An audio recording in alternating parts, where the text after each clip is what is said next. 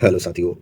CGL की series को आगे बढ़ाते हुए आज हम लोग 10 सितंबर 2024 को जो एसएससी सीजीएल का पेपर हुआ था उसके थर्ड शिफ्ट को आज हम लोग देखेंगे। तो जितने भी नए लोग हैं चैनल को सब्सक्राइब कर देंगे, लाइक करेंगे और शेयर करेंगे। तो चलिए आज की क्लास हम लोग शुरू करते हैं। आज की क्लास का पहला प्रश्न है, 2001 में जनगणना के आधार पर त्वरित महिला साक्षरता कार्यक्रम उन जिलों में शुरू किया गया था जहां महिला साक्षरता दर खाली स्थान थी। तो हम लोग तो फंसे थे 2011 की जनगणना पढ़ने में। अब देखिए यहाँ पर 2001 की जनगणना पूछ दिया, तो एसएससी कहीं से भी पूछ सकता है, उसका कोई लिमिट नहीं है। तो इसका आंसर हो जाएगा 30% से कम। जहां पर महिला साक्षरता दर 30% से कम थी वहां पर त्वरित महिला साक्षरता कार्यक्रम शुरू किया गया था। तो चलिए अगले प्रश्न को देखते हैं। और इससे पहले आपको बता दूं, एसएससी के सारे एग्जाम का प्लेलिस्ट इस चैनल पर अपडेट कर दिया गया है। आप लोग जाकर वहां से सारे एग्जाम के प्रीवियस पेपर को देख लेंगे। आपको मालूम है कि ये जो चैनल जो है प्रीवियस पेपर के लिए ही देखकर डिजाइन किया गया। इस चैनल पर आपको प्रीवियस पेपर सभी एग्जाम के उपलब्ध कराए गए हैं। तो आप लोग चाहे वो रेलवे हो या एसएससी हो, आपको यहाँ पर सारे पीडीएफ प्लेलिस्ट मिल जाएंगे। सारे क्या बोलते हैं, परीक्षा के आपको प्रीवियस पेपर मिल जाएंगे। तो आप लोग जाकर सारे पेपर वहां से देखकर अपनी तैयारी को स्ट्रॉन्ग करेंगे। और सीजीएल का भी आपका प्लेलिस्ट अपडेट कर दिया गया, तो जाकर आप वहां से वीडियो 1 से अभी तक के सारे वीडियो को कवर कर लेंगे। चलिए प्रश्न को देखते हैं।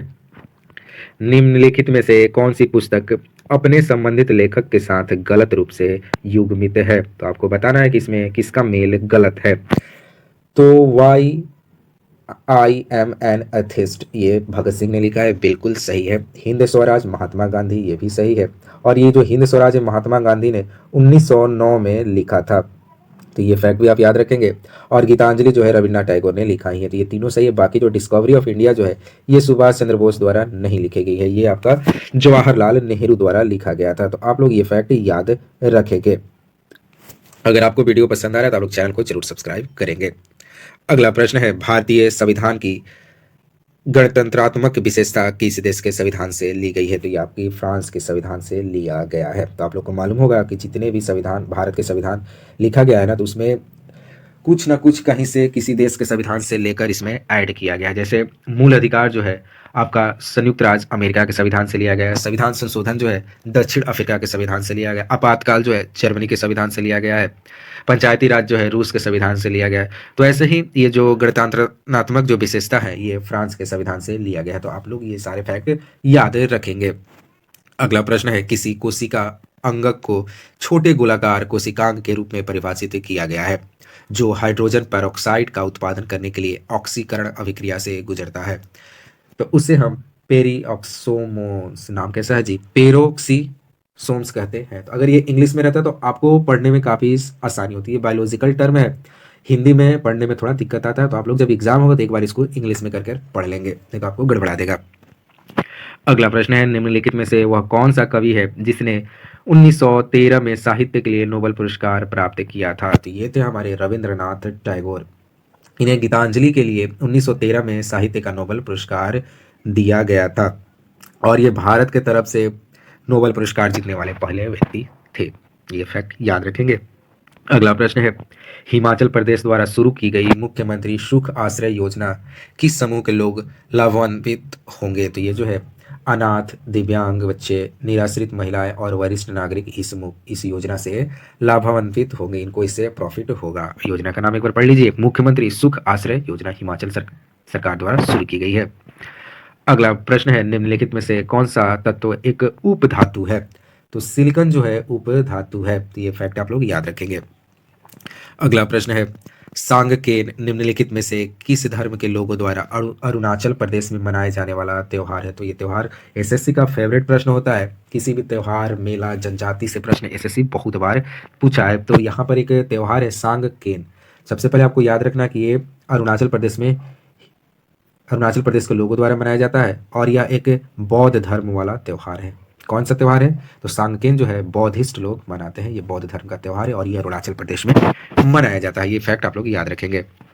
अगला प्रश्न है, निम्नलिखित में से किस राज्य में पंजीकृत समाचार पत्र हॉकरों को महामारी के दौरान हुए नुकसान और उनके असंगठित क्षेत्र का हिस्सा होने पर विचार करते हुए 2021 में एक सामाजिक सुरक्षा योजना की घोषणा की थी? तो ये उड़ीसा सरकार ने की थी। तो ये प्रश्न ये 2021 में हुआ था, ये न्यूज़ में था ये योजना, लेकिन एग्ज़ाम जो है 2024 के एंड में हुआ है। तो आप देख रहे हैं 4 साल 3 साल पहले ये प्रश्न बना है, तो हो सकता है ये आपसे बार-बार पूछेगा ही। अगला प्रश्न है, रेडॉक्स अभिक्रिया का कारण क्या है? तो इसका आंसर हो जाएगा दो अभिकारकों के बीच इलेक्ट्रॉनों का स्थानांतरण जो होता है, ये रेडॉक्स अभिक्रिया का कारण है। जो दो अभिकारक होते हैं उनके बीच जो इलेक्ट्रॉन का आदान प्रदान होता है उसे हम रेडॉक्स अभिक्रिया कहते हैं। अगला प्रश्न है, पद्मश्री 2022 में से सम्मानित लोक गायिका माधुरी बर्थवाल भारत के किस राज्य से संबंधित हैं? तो ये उत्तराखंड राज्य से संबंधित है। माधुरी बर्थवाल जो एक लोक गायिका हैं और इन्हें पद्मश्री मिला था कब? तो 2022 में। तो ये प्रश्न आप लोग को याद रखना होगा क्योंकि ये स्टैटिक का प्रश्न पूछ जाता है। आप लोग देखते होंगे कि 1990, 2005, 2004 का भी प्रश्न ये सब पूछता है। आपसे पूछ देगा कि माधुरी बर्थवाल जो है क्या है, तो आपको ऑप्शन में रहेगा लोक गायिका, आपको टिक करना होगा। अगला प्रश्न है, राष्ट्रीय खेल विश्वविद्यालय खाली स्थान में स्थित है? तो ये आपका है मणिपुर में स्थित है। राष्ट्रीय खेल विश्वविद्यालय जो है मणिपुर में स्थित है।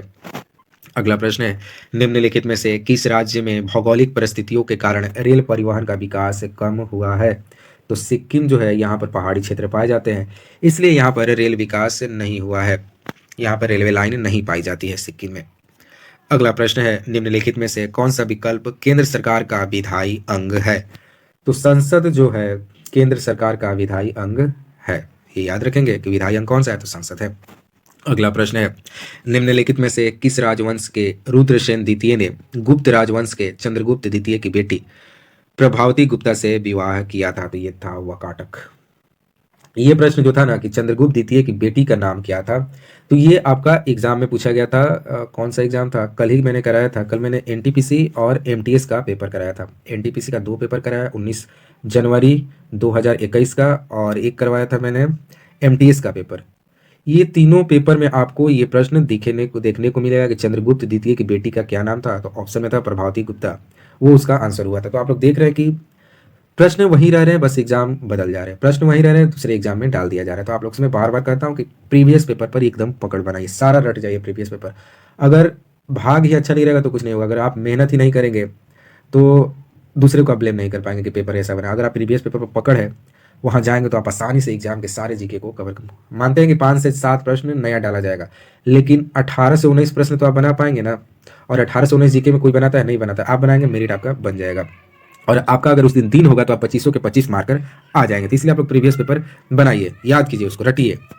अगला प्रश्न है, 2021 की स्थिति के अनुसार लगभग देखिए कितना है किलोमीटर के क्षेत्रफल के साथ दुनिया का सबसे बड़ा जल निकासी बेसिन कौन बना है? तो इसका नाम है अमेजन बेसिन बन गया है। अगला प्रश्न है, निम्नलिखित में से कौन सी विशेषता एप्स की नहीं है? एप्स आपको मालूम होता है, वो जो पक्षी जगत होते हैं उन्हें हम एप्स के नाम से जानते हैं। तो इनकी कौन सी विशेषता नहीं है? तो ये जीवित बच्चे को जन्म देते हैं और कुछ अपवादों में छोड़कर जो कि अंडे देते हैं। तो ये गलत कथन है, ये सिर्फ अंडे देते हैं। और ये गर्म खून वाले जीव होते हैं, तो इनका खून जो होता है वार्म ब्लडेड होते हैं। इनका हृदय 4 कक्षीय होता है, ये भी बिल्कुल सही है। ये फेफड़े से सांस लेते हैं, ये भी बिल्कुल सही है। तो 3 आपका सही है, चौथा आपका गलत है।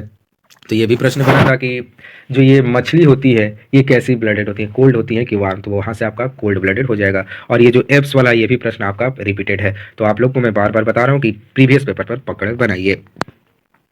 अगला प्रश्न है, यदि किसी बैंक की परिसंपत्ति उनकी देनदारियों से अधिक है तो इसे किस प्रकार दर्ज किया जाएगा? तो इसे हम नेटवर्थ से दर्ज करेंगे, शुद्ध संपत्ति में। यह आपका अर्थशास्त्र यानी इकोनॉमिक्स का प्रश्न है। आप लोग इसको एक बार और पढ़ लेंगे। अगला प्रश्न है, भारतीय हॉकी महासंघ की स्थापना कब हुई थी? तो 1925 में भारतीय हॉकी महासंघ की स्थापना हुई थी। अगला प्रश्न है, बलबन द्वारा दिल्ली सल्तनत के निम्नलिखित में से किस विभाग का पुनर्गठन किया गया था? तो दीवान ए अर्ज जो है बलबन द्वारा इसका पुनर्गठन किया गया था। अगला प्रश्न है, एमजी संगीत पुरस्कार प्रतिवर्ष निम्नलिखित में से किस राज्य द्वारा प्रदान किया जाता है? तो यह पुरस्कार जो है नागालैंड द्वारा दिया जाता है। कौन सा? तो एमजी संगीत पुरस्कार प्रतिवर्ष नागालैंड द्वारा प्रदान किया जाता है। अगला प्रश्न है, अगस्त 2021 में शुरू की गई पीएम उज्ज्वला 2.0 का उद्देश्य क्या है? तो फिर से वही प्रश्न, अभी अभी मैंने 20 जनवरी 2024 का जो एनटीपीसी का पेपर हुआ था, अभी अभी मैंने उसको कराया है कि उज्ज्वला योजना का उद्देश्य क्या है। किस योजना का उद्देश्य है कि गरीब वर्ग के लोगों को एलपीजी कनेक्शन प्रदान करना। तो फिर से वही प्रश्न आ गया कि लाभार्थियों को 10 मिलियन एलपीजी कनेक्शन प्रदान किए जाएंगे उज्ज्वला 2.0 के तहत। तो आप देख रहे हैं कि प्रश्न जो रिपीट हो ही रहे हैं। आप लोग तो अब समझदार हो गए होंगे, जब मेरा आप सारा वीडियो आप देखते होंगे तो आप लोग का दिमाग खुल गया होगा कि प्रश्न कहाँ से बन रहे हैं। अगला प्रश्न है, राष्ट्रीय कथक नृत्य संस्थान की स्थापना किस वर्ष हुई थी? तो 1964 में इसकी स्थापना हुई थी, राष्ट्रीय कथक नृत्य संस्थान, जिसकी स्थापना 1964 में हुई थी। अगला प्रश्न है, वर्ष 2020-21 तक प्राप्त जानकारी के अनुसार निम्नलिखित में से किस राज्य में 15 वर्ष और उससे अधिक आयु के व्यक्तियों के बीच बेरोजगारी दर सबसे कम थी? तो गुजरात में लोग जो हैं कम बेरोजगार हैं, सबसे कम बेरोजगारी गुजरात में पाई गई है। अगला प्रश्न है, और ये लास्ट प्रश्न है, निम्नलिखित में से क्या झारखंड और छत्तीसगढ़ की भूमि निम्नीकरण का मुख्य कारण है? तो यहाँ पर खनन के कारण वनों उन्मूलन, यानी यहाँ पर झारखंड और छत्तीसगढ़ में ज़्यादातर खनन होता है, जिसके कारण वहाँ वन जो थे खत्म होते जा रहे हैं, इसीलिए यहाँ का भूमि का निम्नीकरण का मुख्य कारण है। तो हमें वन को ज़्यादातर स्केल पर लगाना चाहिए, हमें वृक्ष लगाना है, हमें थोड़ा सा भी जगह मिलता है दूसरे की ज़मीन में भी हमें पौधे लगाना चाहिए, ताकि जो भी हमारे वातावरण में चेंजेस हो रहे हैं, जिसका कारण ग्लोबल वार्मिंग हो रहा है, तो उसको हमें रोकने के लिए आप देख रहे हैं 2024 सबसे अभी तक का गर्म वर्ष रहा है, वो काफ़ी गर्मी गिरी थी। तो ये सारी जो समस्या उत्पन्न हो रही है, ये सारे आपके पेड़ों के कटाव के कारण ही हो रहा है। तो हमें ज़्यादा से ज़्यादा पेड़ लगाना चाहिए, ताकि हमारा वातावरण जो है, पर्यावरण जो है, संतुलित रहे। तो चलिए मिलते हैं नए वीडियो के साथ। जय हिंद। और आपको एक काम करना है, आप लोग को चैनल जरूर सब्सक्राइब कर लेना है। मिलते हैं नए वीडियो के साथ। जय हिंद, जय भारत।